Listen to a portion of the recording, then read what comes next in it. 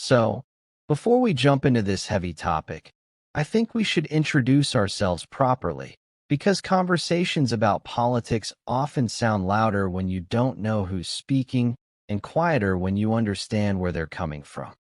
Fair enough.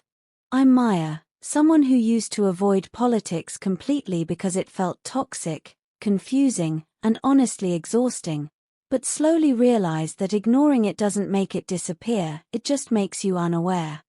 And I'm Arif, someone who grew up thinking politics was just about elections and leaders, until I started noticing how deeply it affects our daily lives, from the price of coffee to the opportunities we get or don't get. You know what's strange about politics, Maya?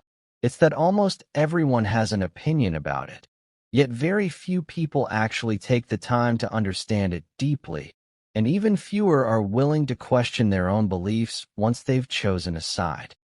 That's because politics isn't just about facts anymore, Oriv, it's about identity, emotions, and belonging, and once people feel like their beliefs define who they are, changing their perspective feels like losing a part of themselves.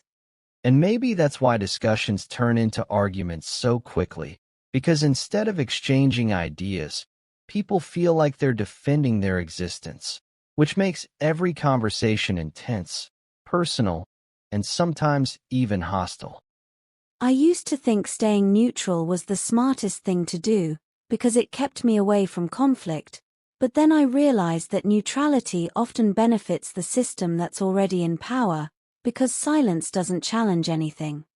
That's a powerful realization, because most people confuse peace with silence, when in reality, peace often requires uncomfortable conversations, difficult questions, and the courage to stand against what feels wrong.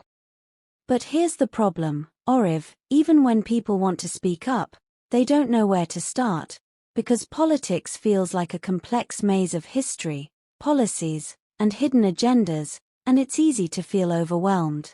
And that overwhelm is exactly what keeps people disengaged, because when something feels too complicated, the natural reaction is to step back instead of leaning in, which creates a cycle where only a small group stays informed and influential. And that small group often shapes the narrative for everyone else, because when information is controlled, perception is controlled, and when perception is controlled, decisions are influenced without people even realizing it. You're basically saying that politics isn't just about what happens in government buildings, but also about what happens in our minds, in the stories we believe, and in the information we consume every day. Exactly, and that's why media plays such a huge role, because it doesn't just report events, it frames them, and the way something is framed can completely change how people feel about it. And once emotions are involved, logic often takes a back seat, because people don't just support policies, they support narratives that align with their feelings, fears, and hopes. And fear is probably the most powerful tool in politics, because when people are afraid, they're more likely to accept decisions without questioning them, especially if those decisions promise safety or stability. That reminds me of how often leaders use crisis situations to push certain agendas, because when people are focused on immediate problems, they don't always notice the long-term consequences. And that's where awareness becomes important, not in a paranoid way, but in a thoughtful way, where you start asking questions like who benefits from this, and what's not being said.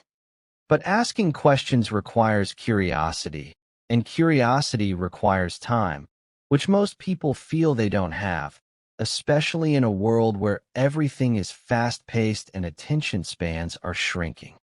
And that's another challenge, because politics needs patience and depth, but social media rewards speed and simplicity, which means complex issues are often reduced to short, emotional statements. And those statements spread faster than detailed explanations, because they're easier to understand and easier to share, even if they're not entirely accurate. So we end up with a situation where misinformation travels faster than truth, and opinions are formed before facts are fully understood. And once an opinion is formed, it's surprisingly hard to change, because people tend to look for information that supports what they already believe, rather than challenging it. That's called confirmation bias, and it's something we all experience, whether we realize it or not, which is why being aware of our own thinking patterns is just as important as understanding politics itself. So in a way, understanding politics starts with understanding ourselves, our biases, our fears, and our motivations. And maybe that's why politics feels so personal, because it reflects who we are, what we value, and what kind of world we want to live in. But here's something I've been thinking about. Maya, do you think people actually want change, or do they just want comfort? That's a tough question, because real change often comes with discomfort, uncertainty, and risk, and not everyone is willing to go through that, even if they're unhappy with the current situation.